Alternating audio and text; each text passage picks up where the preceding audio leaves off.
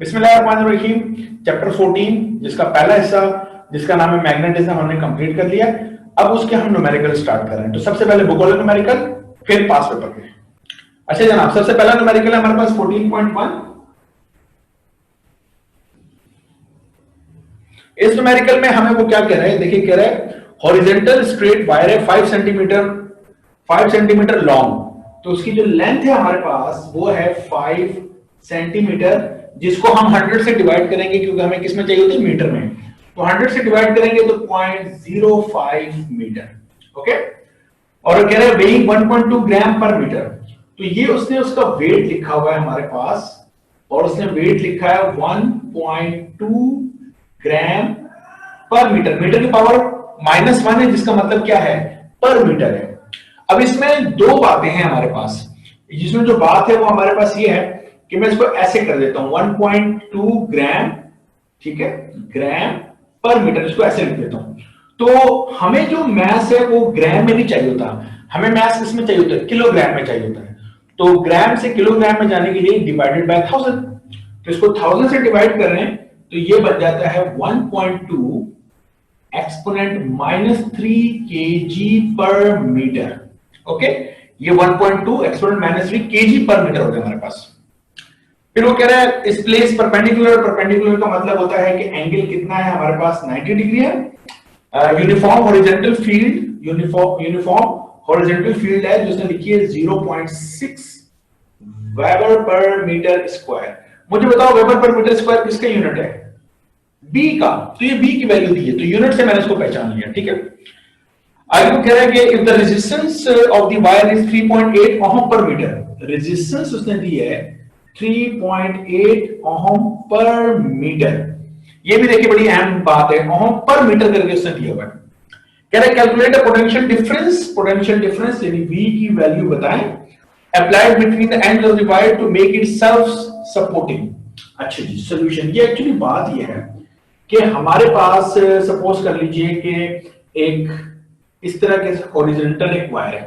Okay, इस wire का wait जो है वो डाउनवर्ड एक्ट कर रहा है, W is equal to mg। अब इसके ऊपर हमने क्या किया, इस वायर को हमने एक मैग्नेटिक फील्ड में प्लेस कर दिया। तो मैं मैग्नेटिक फील्ड क्या कर लेता हूं, किस तरीके से बना लेता हूं, ये मैंने क्या बना दी, this is magnetic field. Okay, B magnetic field है। तो वो मैग्नेटिक फील्ड में से हमने जब इस वायर को, जिसकी लेंथ हमें दी हुई है, इस वायर को जिसका वेट डाउनवर्ड एक्ट कर रहा है, इसको मैग्नेटिक फील्ड में मैंने रखा और इसमें से करंट गुजारा। तो अगर मैं इसमें से करंट गुजारता हूं I, तो हमने ये बात पढ़ रखी है कि जब भी किसी कंडक्टर को मैग्नेटिक फील्ड में रखें और उसमें से हम करंट गुजारे तो उस पर फोर्स एक्ट कर दिए, याद है, जो कि हमने टॉपिक पढ़ा था जिसका नाम था बेल साइन थीटा, फॉर्मूला था बेल साइन थीटा। तो इस पे अपवर्ड डायरेक्शन में फोर्स एक्ट करेगी। तो ये वेट और ये फोर्स, ये दोनों अगर इक्वल हो जाएं तो ये वायर ना नीचे जाएगी ना ऊपर जाएगी। इसको हम कहते हैं सेल्फ सपोर्टिंग। ये हमें बात समझ में आ गई। तो वो कह रहा है कि ये जो करंट आई इसमें से गुजार, करंट को गुजारने के लिए पोटेंशियल डिफरेंस क्या होगा। मैं ये कहना चाह रहा हूं कि हमने फॉर्मूला पढ़ रखा है, V किसके बराबर होता है, IR के, ठीक है। इसको नाम दे दें क्वेश्चन नंबर 1 का। तो वोल्टेजेस हमने मालूम करने हैं। तो सबसे पहले बात करते हैं किसकी, I की, कि करंट कितना होगा। अब सिर्फ आपने इससे याद करना है, देखो किसी कंडक्टर को, किसी वायर को मैग्नेटिक फील्ड में रखे, उसमें से करंट गुजारे हैं, तो ये फॉर्मूला है F is equal to BIL sine theta. ये वाला फॉर्मूला हमारे पास। इसमें जो फोर्स है वो फोर्स और वेट दोनों आपस में क्या होंगे, इक्वल होंगे। तो F की जगह पे मैं W पुट कर रहा हूं, okay, is equal to BIL sine theta. और वेट का फॉर्मूला क्या है, mg is equal to BIL sine theta. क्योंकि मुझे I मालूम करना है तो बाकी तमाम चीजों को डिवाइड कर दूंगा। So this implies that I की वैल्यू मेरे पास क्या हो जाएगी, mg divided by BL sine theta. अब इशू क्या है, m मास, क्या मुझे पता है, मुझे मास 1.2 ग्राम, सॉरी 1.2 एक्सपोनेंट -3 किलोग्राम पर मीटर का मालूम है। मतलब मुझे उसने मास दिया है 1 मीटर वायर का मास दिया हुआ है। क्या मेरे पास वायर 1 मीटर है, द आंसर इज नो। तो मैं जरा इसको इक्वेशन नंबर 2 का नाम देता हूं। सबसे पहले मैं यहां पर m मालूम करता हूं कि m क्या है। तो जो मुझे कंडीशन दी, उस कंडीशन के मुताबिक मैं ये कह सकता हूं कि 1 metre wire has mass equal to कितना है हमारे पास 1.2 एक्सपोनेंट -3 kg। क्या ख्याल है? अगर मैं जुमले को पढ़ता हूं 1.2 एक्सपोनेंट -3 kg पर मीटर, यानी इतना केजी मैस है पर मीटर, 1 मीटर का, 1 मीटर वायर का मैस है इतना। मेरे पास वायर कितनी मीटर है? मेरे पास तो 0.05 है, तो मैं यूनिटी मेथड से दोनों तरफ क्या कर दूंगा, 0.05 से मल्टीप्लाई कर दूंगा। तो 0.05 मीटर जब वो 1 से मल्टीप्लाई होगा तो कितना हो जाएगा, 0.05 हो जाएगा। Wire has mass is equal to 0.05 multiply by 1.2 exponent -3 kg। तो ये बेसिकली मेरे पास ये जो वैल्यू आएगी, ये मेरे पास किसकी वैल्यू आएगी, मास की वैल्यू आएगी, जो मैं यहां पुट करूंगा। बात समझ में आ गई? इशू क्या है, मैं m की वैल्यू डायरेक्टली क्यों नहीं पुट कर सकता? द रीजन इज कि मेरे पास जो मास है वो इतना केजी 1 मीटर वायर का है, जबकि मेरे पास वायर 1 मीटर नहीं है। मेरे पास वायर कितनी है, मेरे पास वायर है 0.05 मीटर। तो 1 मीटर का मास इतना है, तो 0.05 मीटर का मास कितना होगा, दोनों तरफ 0.05 से मल्टीप्लाई कर दिया, यूनिटी मेथड। ओके, तो ये वैल्यू उठा के, ये जो वैल्यू है इसको उठा के मैं यहां पे पुट करने वाला हूं। So equation number 2 implies that. Okay, so मेरे पास I हो जाएगा इज इक्वल टू m की जगह ये पूरी वैल्यू पुट कर देता हूं, 0.05 and multiply by 1.2 exponent -3 multiply by हमारे पास g है, ठीक है, और g की वैल्यू कितनी होती है 9.8 डिवाइडेड बाय हमारे पास b की वैल्यू कितनी गिवन है, यहां देख सकते हैं आप 0.6 मल्टीप्लाई बाय l, लेंथ हमें कितना दिया हुआ है 0.05, दिस इज 0.05, और साइन कितना है 90 डिग्री है। साइन 90 कितना होता है 1 होता है। तो इस तमाम वैल्यू को मैं क्या करता हूं, कैलकुलेटर में रखता हूं, एंड लेट्स सी के हमारा जवाब क्या आता है। ओके, 0.0196 एम्पियर, करंट का यूनिट क्या होता है एम्पियर। तो I मालूम हो गया, अब क्या करना है R की वैल्यू मालूम करनी है। अब आप बोलेंगे R तो हमें पता है, ये देखिए R ये दिया, लेकिन R का फिर कोई मसला है। R क्या दिया है 3.8 ओम दिया है 1 मीटर वायर का, तो मैं लिखूंगा 1 मीटर वायर, ठीक है, हैज रेजिस्टेंस, उसकी रेजिस्टेंस कितनी गिवन है हमें 3.8 ओम्स, 3.8 ओम्स हमें गिवन है। तो मेरे पास कितने मीटर वायर है, 1 मीटर नहीं है, मेरे पास है 0.05 मीटर। तो दोनों तरफ 0.05 से मल्टीप्लाई करूंगा तो 0.05 metre wire has resistance.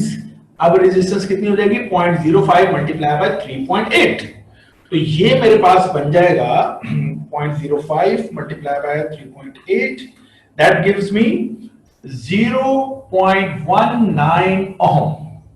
Okay, तो मेरे पास R भी आ गया, मेरे पास I भी आ गया, दोनों वैल्यूज उठा के मैं इक्वेशन नंबर 1 में पुट करने वाला हूं। तो यहां पर कर लेते हैं। So equation number 1 implies that. अब इक्वेशन नंबर 1 हमें क्या बताती है, V is equal to I की वैल्यू मेरे पास कितनी है 0.0196 मल्टीप्लाई बाय मेरे पास R कितना है, वो है मेरे पास 0.19, ठीक है, दोनों को मल्टीप्लाई कर रहे हैं। तो V इज इक्वल टू क्या हो जाएगा, दोनों को मल्टीप्लाई कर लेते हैं, multiply by 0.0196, so that gives me 3.724 exponent -3, ये मेरे पास आ रही है वैल्यू, और इस वैल्यू का जो यूनिट है वो क्या होगा, वोल्ट होगा, ठीक है, this is volts. So I believe so 3.7 book में लिखा है, मेरे 3.724 एक्सपोनेंट -3 है, ये समझ में आ गया होगा, आसान है। 14.2, सो 14.2 न्यूमेरिकल के अंदर साहब हमसे कह रहे हैं कैथोड रे ट्यूब है हमारे पास, जो हमने E/m रेशियो में जे थॉमसन एक्सपेरिमेंट में हमने पढ़ी थी, is set up horizontally with its north south, and जो एक्सिस है वो नॉर्थ साउथ में है, सराउंडेड बाय मैग्नेटिक शील्ड। तमाम वो एक्सपेरिमेंट है जो हमने E/m रेशियो में डिस्कस किया है। कह रहे the voltage across the tube is 900 volt, जो वोल्टेजेस हैं वो हमारे पास 900 वोल्ट्स हैं, ठीक है। The distance from the electron gun to the screen is 10 centimetre. Electron gun से स्क्रीन तक का जो डिस्टेंस है b वो मेरे पास है 10 सेंटीमीटर, जिसको मैं 100 से डिवाइड करूंगा 0.1 मीटर बनेगा। ये मैंने वीडियो शेयर की थी, उसमें मैंने आपको ये, चूंकि हमारी बुक में नहीं है लेकिन न्यूमेरिकल में दिया हुआ है, ठीक है। हमारी बुक में वो टॉपिक नहीं था जिसमें हमने कहा था कि स्पॉट कितना डेविएट करता है, उसका रेडियस हमने कैलकुलेट किया था। तो एक्चुअली हमने कहा था इलेक्ट्रॉन गन से स्क्रीन तक का डिस्टेंस b कहलाता है हमारे पास, ठीक है। और वो जो वर्टिकली जो हमारे पास जो डॉट होता है वो कितना डिस्टेंस ट्रैवल कर रहा होता है, वर्टिकली ऊपर नीचे हो रहा होता है, उसको हम a कहते हैं। तो आप वो डेरिवेशन प्लीज देख लीजिएगा, लेक्चर नंबर 3 में शायद मैंने आपको, या 4 में ये बात की थी आपसे। अच्छा जी, उसके बाद वो कह रहा है कि and the vertical component of the earth field का जो वर्टिकल कंपोनेंट है वो 0.45 exponent -4 weber per metre square है। अब अर्थ फील्ड क्या होती है, ज्यादा बेहतर ये कि अगर आप इसके यूनिट को देखो तो आपको पता चल जाएगा ये किसकी वैल्यू है, कैपिटल बी की वैल्यू है, मैग्नेटिक फील्ड की वैल्यू है हमारे पास, okay. Calculate how much the spot on the screen will move, screen पे स्पॉट कितना मूव करेगा, जिसको हम a कहते हैं, उसकी वैल्यू हमें मालूम करनी है। When the magnetic field is remove, जब हम मैग्नेटिक फील्ड को रिमूव कर लेते हैं, और कह रहा है E/m जो रेशियो है उसकी वैल्यू है 1.8 एक्सपोनेंट 11 कूलम्स पर केजी, ओके। चार्ज का यूनिट कूलम, मास का यूनिट केजी। Now solution. अब मुझे बताइए, हमने रेडियस का फॉर्मूला पढ़ा था b²/2a, यही है। तो b²/2a है, तो ये a की वैल्यू मुझे कह रहा है कि बताओ क्या होगी। तो a को मैं इस तरफ ले आता हूं और r को इधर ले जाता हूं। So it will be b² divided by 2r, सही है। ये इधर चला गया, ये r यहां पे आके डिवाइड हो गया। So name it equation number 1। देखिए इसमें b तो हमें दिया हुआ है, r की वैल्यू हमें मालूम नहीं है। r अगर हम मालूम कर लें हमारा मसला हल हो जाएगा। तो इसके लिए हमें E/m रेशियो देखना है। E/m रेशियो में हमने 2 फॉर्मूले पढ़े थे और उन दोनों फॉर्मूले को देख लेते हैं, उसमें से कौन सा फॉर्मूला हमारी हेल्प कर रहा है, ठीक है। सो यहां पर तो r रेडियस हमें मालूम करना है, E/m रेशियो के हमने 2 फॉर्मूलास ड्राइव किए थे, आप वहां देख लीजिएगा वीडियो के अंदर। तो 2v/r² b², ये फॉर्मूला हम लोग यूज करने जा रहे हैं। इसमें r की वैल्यू अब हम आसानी के साथ कैलकुलेट कर सकते हैं, ठीक है। v क्या हमारे पास वोल्टेज है, b क्या है मैग्नेटिक फील्ड की वैल्यू, E/m जो समय गिवन दी हुई है।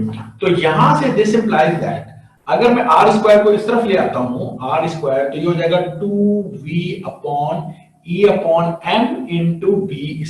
क्या ख्याल है, E/m पूरा का पूरा उठा के डिवाइड कर दिया मैंने, सही है, ओके। और यहां से स्क्वायर हटाऊंगा तो इस पूरी चीज के ऊपर मेरे पास क्या आ जाएगा, रूट आ जाएगा। तो मैं इसको ऐसे इसीलिए लिखा रहने दे रहा हूं ताकि मुझे वैल्यूज को पुट करने में आसानी हो। 2 मल्टीप्लाई बाय वोल्टेजेस मेरे पास कितने हैं 900 डिवाइडेड बाय E/m रेशियो हमें डायरेक्टली उसने दी है 1.8 एक्सपोनेंट 11 मल्टीप्लाई बाय, और b की वैल्यू कितनी है मेरे पास 0.45 एक्सपोनेंट -4, और उसके ऊपर हमने क्या अप्लाई कर दिया, स्क्वायर अप्लाई कर दिया, ठीक है, क्योंकि b पे क्या है स्क्वायर। तो कैलकुलेटर से इस r की वैल्यू निकालते हैं, कितनी आती है देखते हैं। सो दैट गिव्स मी, जो पूरी वैल्यू मेरे पास आ रही है वो आ रही है 2.222, इस तरीके से आ रहा है। और ये क्या होगा हमारे पास, मीटर होगा, राइट। इसका यूनिट क्या होगा हमारे पास, मीटर होगा, ओके। अच्छा r की वैल्यू मेरे पास आ गई, r की वैल्यू मैं पुट कर रहा हूं। So equation number 1 implies that so a is equal to b की वैल्यू मेरे पास कितनी है 0.1, तो 0.1 और उसके ऊपर square divided by 2 multiply by r मेरे पास कितना है 2.222, तो a इज इक्वल टू, अब मैंने क्या किया है, मैंने अपने कैलकुलेटर में ये जो r की वैल्यूज को इरेज नहीं किया। क्या कहने का मतलब है, मेरा कैलकुलेटर मुझे बता रहा है 20/9 है, तो 20/9 को उसने लिखा 2.222, ठीक है। और भी बहुत सारे 2 चलते जा रहे हैं, लेकिन मैंने सिर्फ 3 मर्तबा ले लिया। तो मैंने ये वैल्यू अपने कैलकुलेटर से इरेज नहीं की है, मैं इसको डायरेक्टली 20/9 पुट करूंगा इस जगह पर, ताकि मेरे आंसर में एरर कम से कम हो। ये मैथमेटिकल एरर होते हैं, शायद एक बार पहले भी मैंने आपको इस बारे में बताया था। सो डिवाइड, और हमारे पास है ब्रैकेट 0.1 ब्रैकेट क्लोज स्क्वायर, ये और नीचे ले आए और 2 मल्टीप्लाई बाय आंसर, ठीक है, डायरेक्ट कैलकुलेटर को मैंने कहा 2 मल्टीप्लाई बाय आंसर। सो मेरा आंसर आ रहा है, it is 2.25 exponent -3 metre, because this is the distance. ये डिस्टेंस है, कितना वर्टिकली मूव करेगा। So let me check the answer, क्या आंसर क्या है।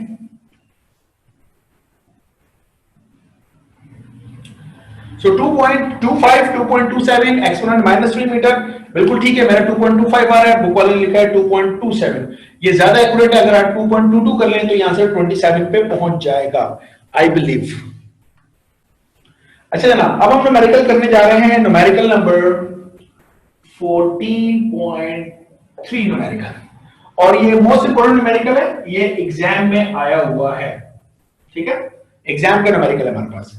कह रहा है what is the flux density. Flux density हम किसे बोलते हैं, P को बोलते हैं फ्लक्स डेंसिटी, थ्योरी में आपने देखा होगा।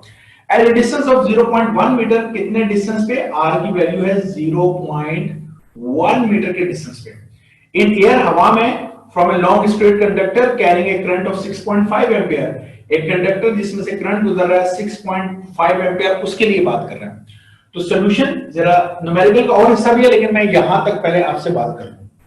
देखिए, हम लोगों ने एक लॉ पढ़ा था जिसे हमने कहा था बायोट सैवर्ट लॉ, और बायोट सैवर्ट लॉ में हमने ये पढ़ा था कि एक वायर जिसमें से करंट गुजर रहा है I, तो उस करंट गुजरने की वजह से मैग्नेटिक फील्ड बन जाती है, तो मैग्नेटिक फील्ड सर्कल में बन रही होती है, right.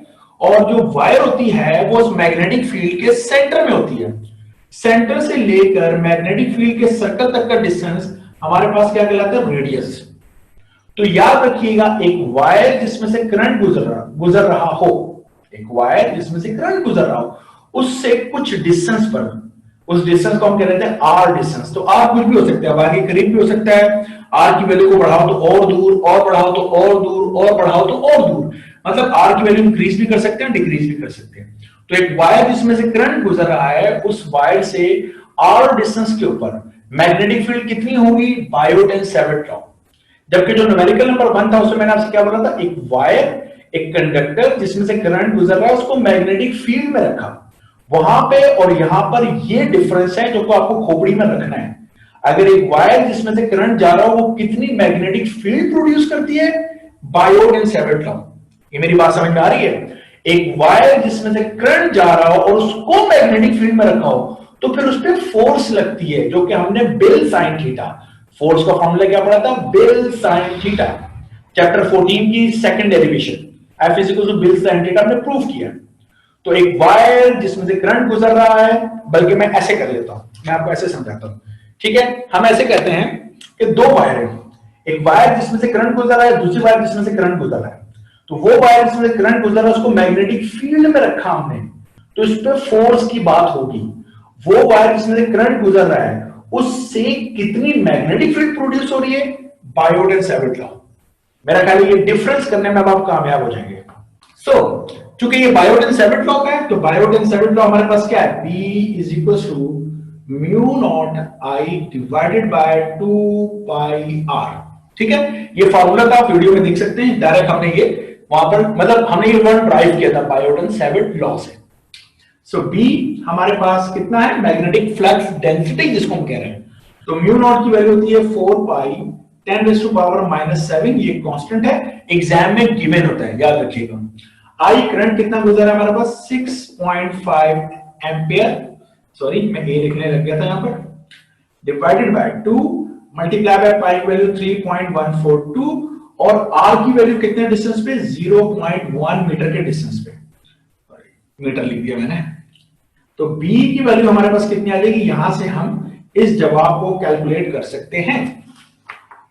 So let's calculate this answer, divide, बल्कि देखें ये जो है 2 पाई, अगर मैं इसको लिख देता 2 पाई, तो मुझे आसानी होती, पाई से पाई कैंसिल रहता है ना, 2 1 जा 2, 2 2 जा 4, okay.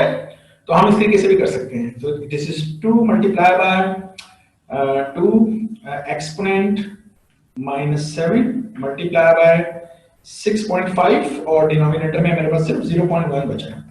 So this answer is 1.3 10⁻⁻5 और यूनिट क्या होता है, वेबर पर मीटर स्क्वायर, या जिसको हम टेस्ला भी कहते हैं। Okay, so this is the answer. ये किसका आ गया, इस पहले हिस्से का जवाब आ गया हमारे पास। अब हमें वो क्या कह रहा है, अब हमें वो कह रहा है इसके अगले हिस्से में, hence calculate force per metre. अब उसके बाद वो कह रहा है हमसे कि हेंस और क्या कैलकुलेट कीजिए, फोर्स पर मीटर कैलकुलेट करना है। तो फोर्स और अपॉन एम का मतलब है मीटर, ठीक है, या इसको कह सकते हो फोर्स डिवाइडेड बाय लेंथ। क्या कहना है आपका, क्योंकि फोर्स इज एफ और लेंथ इज एल, तो एफ अपॉन एल का मतलब है फोर्स पर लेंथ, ठीक है, जो वो हमसे कह रहा है फोर्स पर मीटर, जिसको फोर्स पर मीटर भी कह सकते हैं। तो एफ फोर्स पर लेंथ का मतलब है फोर्स पर मीटर। तो फोर्स ये दिस इज एफ, फोर्स का यूनिट क्या हो गया न्यूटन, और लेंथ का क्या हो गया मीटर। तो मेरा ख्याल ये बात समझ में आ चुकी होगी आपके कि फोर्स पर मीटर जो हमसे वो कह रहा है, जिसको मैं यहां पे लिख देता हूं फोर्स पर मीटर, ठीक है, is equal to question mark. तो फोर्स पर मीटर को फोर्स अपॉन लेंथ कहो, एक ही बात है हमारे लिए। ऑन सिमिलर पैरेलल कंडक्टर, इसी तरह का एक कंडक्टर है, पैरेलल है, at a distance of 0.1 metre है फ्रॉम द फर्स्ट। तो r की वैल्यू है 0.1 मीटर फ्रॉम फर्स्ट कंडक्टर। ये मैं बातें आपके लिए लिख रहा हूं ताकि मुझे समझाने में आसानी हो कि करना है क्या। And carrying a current of 3 ampere, और जो उसमें से करंट गुजर रहा है वो करंट है 3 एम्पियर। तो देखिए मैं आपको एक बात समझाता हूं कि ये कहानी कर क्या है हमारे साथ। अच्छा, अब जरा आपने गौर से बात देखनी, ये देखिए ये वायर जिसमें से करंट गुजर रहा था आई, और उस वायर से कितने डिस्टेंस के ऊपर, आर डिस्टेंस के ऊपर, और वो आर डिस्टेंस कितना था हमारे पास, वो आर डिस्टेंस था हमारे पास 0.1। ये मेरी बात समझ में आ रही है। इस डिस्टेंस पर हमने यहां पर क्या कैलकुलेट किया, मैग्नेटिक फील्ड कैलकुलेट की। अब वो कह रहा है इसी आर डिस्टेंस पर जो तुमने मैग्नेटिक फील्ड कैलकुलेट की, यहीं पर मैंने एक और वायर प्लेस कर दी, यहीं पर मैंने एक और वायर प्लेस कर दी, और उस वायर में से, पहली वायर में से जो करंट जा रहा था आई, उसकी वैल्यू उसने हमें कितनी बताई थी, 6.5 एम्पियर। अब जो वायर है उसमें से जो करंट जा रहा है उसकी वैल्यू उसने हमें कितनी बताई है, वो बताई है उसने हमें 3 एम्पियर बताई हुई है। तो ये सारी बातें मुझे किस तरह समझ में आ रही है, देखिए वो क्या कह रहा है हमसे, पहले उसने हमें एक वायर दी, उसमें से करंट 6.5 एम्पियर कहा, कितना है कि 6.5 एम्पियर है। तो उस वायर से 0.1 मीटर के डिस्टेंस पर यहां पर मैग्नेटिक फील्ड कितनी है वो बताओ, और वो हमने उसको बता दिया कि ये है मैग्नेटिक फील्ड। अब वो क्या कह रहा है कि जहां पर तुमने मैग्नेटिक फील्ड कैलकुलेट की है, ये उसने बोला नहीं है, लेकिन मुझे पता चल गया कि जहां पर मैंने मैग्नेटिक फील्ड कैलकुलेट की है, कैसे, क्योंकि 0.1 मीटर के डिस्टेंस पे, कौन सी वायर से, फर्स्ट कंडक्टर से, पहली तार से 0.1 मीटर के डिस्टेंस पे, तो 0.1 मीटर के डिस्टेंस पे जो मैंने मैग्नेटिक फील्ड कैलकुलेट की थी, इसका मतलब जहां मैंने मैग्नेटिक फील्ड कैलकुलेट की है उस मैग्नेटिक फील्ड में अपने अब उसने दूसरी वायर लाके रख दी है, और उस दूसरी वायर में से 3 एम्पियर करंट गुजार रहा है।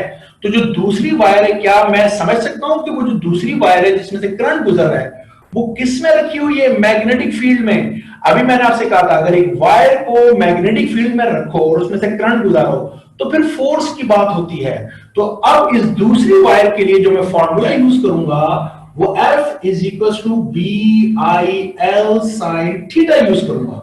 मेरा ख्याल है वजह समझ में आ गई होगी। ये फॉर्मूला कब यूज करते हैं, जब एक वायर जिसमें से करंट गुजर रहा हो उसको मैग्नेटिक फील्ड में रखो। तो देखो ना, एक वायर जिसमें से करंट गुजर रहा है 3 एम्पियर और उसको हमने मैग्नेटिक फील्ड में रखा है। कैसे पता चला मैग्नेटिक फील्ड में रखा है, क्योंकि पहली वायर से उसने हमसे मैग्नेटिक फील्ड कैलकुलेट करवाई जिस डिस्टेंस पर, उसी डिस्टेंस पर उसने दूसरी वायर को लाके रखा हुआ है।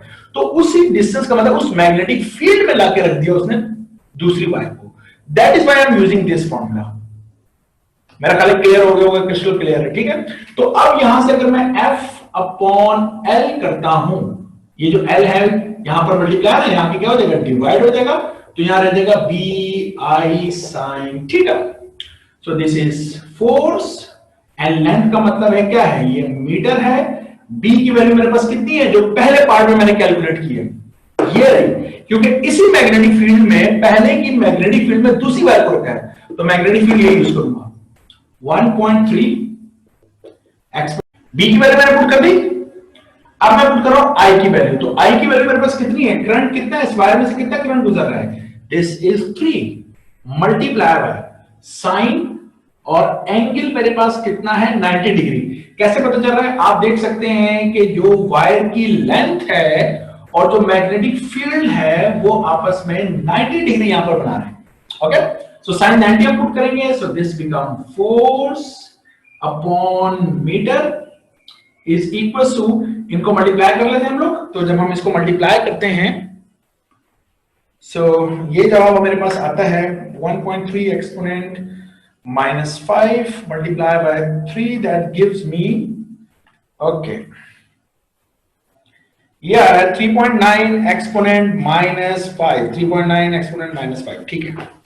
so this is 3.9 exponent -5 और फोर्स का यूनिट क्या होता है न्यूटन और लेंथ का यूनिट क्या होता है मीटर। सो न्यूटन पर मीटर इस तरीके से हम इसको लिखेंगे। ओके, तो उसने यहाँ पे न्यूटन लिखा हुआ है, न्यूटन इज ओके, न्यूटन पर मीटर क्योंकि लेंथ है हमारे पास। तो दिस इज द आंसर, ये हमारे पास आंसर आ गया। मेरा ख्याल है आसान सा न्यूमेरिकल आपकी समझ में आ गया होगा।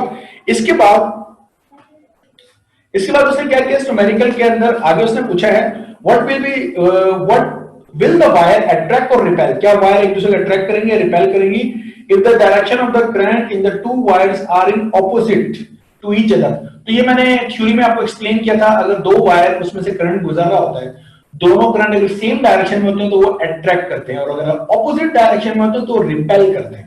तो आप वो वीडियो देख लीजिएगा जिसमें मैंने ये तमाम चीजें एक्सप्लेन की थी। तो अगर वो आपके जहन में है तो ऑपोजिट डायरेक्शन का मतलब है दे रिपेल ईच अदर, दोनों वायर एक दूसरे को रिपेल करेंगी।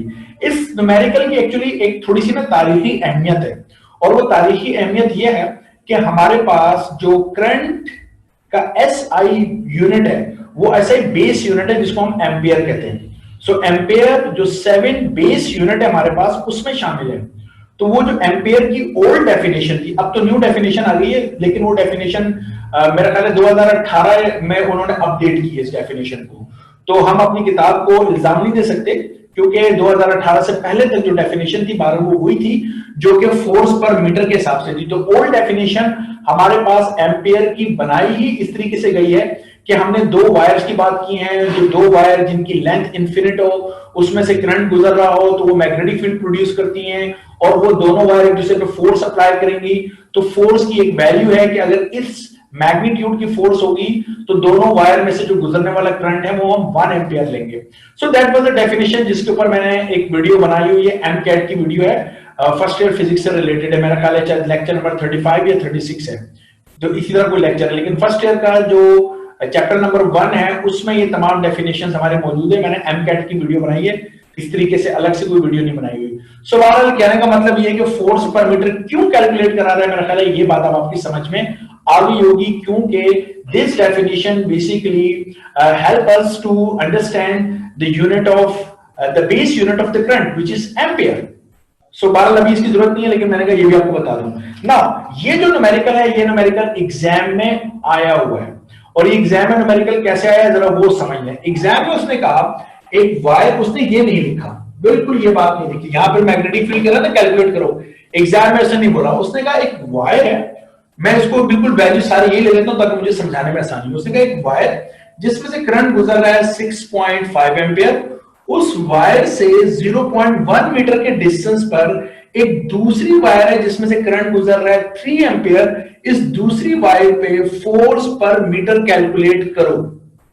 हमारी किताब की तरह उसने स्टेप बाय स्टेप नहीं करवाया कि पहले एक वायर दी उसमें से करंट 6.5 एम्पियर गुजर रहा है तो उससे 0.1 मीटर के डिस्टेंस पर पहले मैग्नेटिक फील्ड कैलकुलेट करो। फिर न्यूमेरिकल के दूसरे हिस्से में चला गया, फिर उसने कहा जो दूसरी वायर है उस पर फोर्स पर मीटर कैलकुलेट करो अगर उसमें से इतना करंट गुजर रहा हो। तो एग्जाम में वो आपसे स्टेप बाय स्टेप नहीं करवाएगा, उसने डायरेक्टली क्या किया, दो वायर दी, उसने कहा पहली वायर है उसमें से करंट गुजर रहा है, उससे एक सर्टेन डिस्टेंस के ऊपर उसने कहा कि दूसरी वायर रखी हुई है जिस पे फोर्स पर मीटर बताओ अगर उसमें से एक करंट की वैल्यू दी है वो गुजर रहा हो। तो आपने क्या करना है, अपने पहली वायर से जो डिस्टेंस दिया उस पर मैग्नेटिक फील्ड, ये स्टेप अब आपको खुद समझ में आना चाहिए, उस न्यूमेरिकल में वो आपने खुद करना है ये वाला। और इससे जो मैग्नेटिक फील्ड कैलकुलेट करोगे वो यहां पर रख के फिर जवाब दोगे। तो मैं अभी वो क्वेश्चन भी ढूंढ लेता हूं, लगे तो मेरा ख्याल है 2018 का, मैं आपको दिखाता हूं and then we will solve, उसको सॉल्व करते हैं। ठीक है, ठीक है। देखिए 2018 का ये क्वेश्चन नंबर 12 है हमारे पास, और इस क्वेश्चन नंबर 12 में क्या कह रहा है, कह रहा है कि a current of 6.25 ampere is maintain. 6.5 ampere हमने करंट मेंटेन किया एक लॉन्ग स्ट्रेट कंडक्टर में से बाय सोर्स, किसी सोर्स के जरिए। तो एक तार में से कितना करंट गुजर रहा है, 6.25 ampere. Calculate force per metre on a similar, on a इनके दरमियान गैप होना चाहिए था, ये टाइपिंग की मिस्टेक है। On a similar parallel conductor in air at a distance of 0.5 metre from the first. पहली वायर जिसमें से 6.5 एम्पियर का करंट गुजर रहा है, उस वायर से कितने डिस्टेंस पर, 0.5 मीटर के डिस्टेंस के ऊपर वो कह रहा है कि हमने एक और वायर रखी है, उस दूसरी वायर पे फोर्स पर मीटर बताओ। ठीक है, और उस दूसरी वायर में से कितना करंट गुजर रहा है, 2 एम्पियर गुजर रहा है। म्यू नॉट की वैल्यू मैंने आपसे कहा था एग्जाम में देता है, आप देख सकते हैं 4 पाई एक्सपोनेंट -7 उसने हमें दी हुई है। तो इस क्वेश्चन को अब हम करने जा रहे हैं, मेरा ख्याल है ये समझ में आ गया होगा, बिल्कुल सिमिलर है। यानी पहली वायर में से करंट कितना गुजर रहा है, 6.25 एम्पियर, और उससे कितने डिस्टेंस पर दूसरी वायर रखी हुई है, 0.5 मीटर पे, और उस दूसरी वायर में से कितना करंट गुजर रहा है, 2 एम्पियर करंट गुजर रहा है। ठीक है, समझ में आ गई ये सारी बात। और जनाबे अली उस दूसरी वायर जिसमें से 2 एम्पियर करंट गुजर रहा है, उस पर क्या मालूम करना है, फोर्स पर मीटर। सो मैं इसको सामने से हटा रहा हूं और इसको सॉल्व कर रहे हैं। अब मैं क्या करता हूं, इसी में तब्दीलियां कर लेता हूं। अब मैं क्या करने जा रहा हूं, मैं क्वेश्चन करने जा रहा हूं 2018 का, ये 2018 में आया हुआ था। तो 2018 का क्वेश्चन नंबर 12 है हमारे पास। इसमें हमारे पास क्या है कि पहली वायर जो है उसमें से जो करंट हमारे पास गुजर रहा है वो है 6.25 एम्पियर। तो हमने कहा दिस इज 6.25 एम्पियर करंट गुजर रहा है पहली वायर में से। ठीक है, 6.25 एम्पियर, और उससे कितने डिस्टेंस पर, उससे वो कह रहा है 0.5 मीटर के डिस्टेंस पर। ये डिस्टेंस है 0.5 मीटर का डिस्टेंस, उसके ऊपर वो कह रहा है दूसरी वायर रखी हुई है, और दूसरी वायर में से जो करंट गुजर रहा है वो 2 एम्पियर गुजर रहा है। तो वो कह रहा है कि हमने, उसके बाद वो कह रहा है हमारे पास कि फोर्स पर मीटर मालूम करें कितने डिस्टेंस पर, 0.5 मीटर के डिस्टेंस पे, जबकि दूसरी वायर में से कितना करंट गुजर रहा है, 2 एम्पियर गुजर रहा है। मेरी बात समझ में आ रही है। अब ये क्वेश्चन उसी तरह एग्जाम के लिहाज से मैंने बना दिया। तो हमने क्या करना है, हमने चूंकि सेकंड वायर पर फोर्स पर मीटर मालूम करना है, तो मैंने ये फॉर्मूला यूज करना है, BI/L sin थीटा। एग्रीड, तो L को यहां डिवाइड किया तो BI sin थीटा। अब I की वैल्यू, दूसरी वायर में कितना करंट गुजर रहा है मेरे पास, ये है 2 एम्पियर करंट गुजर रहा है। तो B की वैल्यू कहां से निकालूंगा, पहली वायर में से जो करंट जा रहा है उससे 0.5 मीटर पे यहां पर B की वैल्यू मैं मालूम करूंगा। एग्जाम में उसने नहीं बोला, लेकिन ये मालूम किए बगैर मैं यहां वैल्यू को कैसे रख सकता हूं। तो ये वैल्यू उसने हमें नहीं दी, और हमारी किताब की तरह उसने ये न्यूमेरिकल टुकड़ों में नहीं पूछा, बल्कि एक साथ पूछा हुआ है। तो उसने इसमें हमें कोई हेल्प आउट नहीं किया कि पहले B मालूम करो फिर ये करो। ओके, तो मैं क्या करूंगा, यही फॉर्मूला यूज करूंगा, बायोटिन सेविट, और डिस्टेंस मेरे पास कितना हो जाएगा, 0.5 मीटर, और करंट की वैल्यू मेरे पास कितनी है, 6.25। तो mu naught as it is, I की वैल्यू 6.25 जो पहली बार में से गुजर रहा है, और डिस्टेंस हमें कितना चाहिए, 0.5। तो पाई से पाई कैंसिल, 2 1 जा 2 2 जा। इसी तरह अब इस वैल्यूज को करना है, और यहां देखना है कि आई की वैल्यू क्या आती है हमारे पास, सॉरी बी की वैल्यू हमारे पास क्या आती है। ये आ रही है मेरे पास 2.5 एक्सपोनेंट -6, 2.5 एक्सपोनेंट -6, और इसका जो यूनिट है हमारे पास आप जानते हैं वेबर पर मीटर स्क्वायर है। ठीक है, सो ये वैल्यू, सॉरी मैं कहां देखने बैठ गया था। सो बी की वैल्यू 2.5 एक्सपोनेंट -6, और इसके ऊपर ये डब्बा बनाने की जरूरत नहीं है, क्योंकि ये उसने एग्जाम में हमसे नहीं पूछा। ठीक है, ये तो हमें यहाँ पे पुट करना है, तो हमने अपने लिए कैलकुलेट किया। सो ये वैल्यू मैं यहाँ पे पुट करूंगा 2.5 एक्सपोनेंट -6। सो इसको हम मल्टीप्लाई कर देंगे 2 से, और sin 90 हमारे पास कितना होता है, वो हमारे पास होता है 1। तो ये जो पूरा आंसर आ रहा है, अब मेरे पास आ रहा है ये answer 5 exponent -6, right. So this is 5 exponent -6, बिल्कुल ठीक है। और न्यूटन पर मीटर आप इसका यूनिट लिखेंगे, क्योंकि फोर्स पर मीटर मालूम करने को वो कह रहा है हमसे। तो मेरा खाली सॉल्व हो गया 2018 का क्वेश्चन। समझ में आया कि एग्जामिनर ने क्या क्या टेक्निक, क्या ट्रिक हमारे साथ उसने खेली है। उसने हमारे साथ ये ट्रिक खेली है कि उसने फोर्स पर मीटर मालूम करने को बोला पहली वायर दूसरी वायर के लिए जिसमें से करंट 2 एम्पियर गुजर रहा है, और हमने कहा वो हम बता देंगे, लेकिन बी की वैल्यू कहां है, तो उसके लिए उसने पहली वायर हमें गिवन दी जिस वायर में से उसने करंट दिया हुआ है, और उस वायर से 0.5 मीटर के ऊपर दूसरी वायर जो रखी है उस पर मालूम करने को कह रहा था ना फोर्स पर मीटर। तो 0.5 मीटर के डिस्टेंस के ऊपर हमने जनाब अली क्या कर लिया, हमने मैग्नेटिक फील्ड की वैल्यू खुद से मालूम करके यहां पुट कर ली। तो मुझे बताइए क्रिस्टल क्लियर, समझ में आ गया, आप कॉन्फिडेंट है कि आप लोग कर सकते हैं इसको?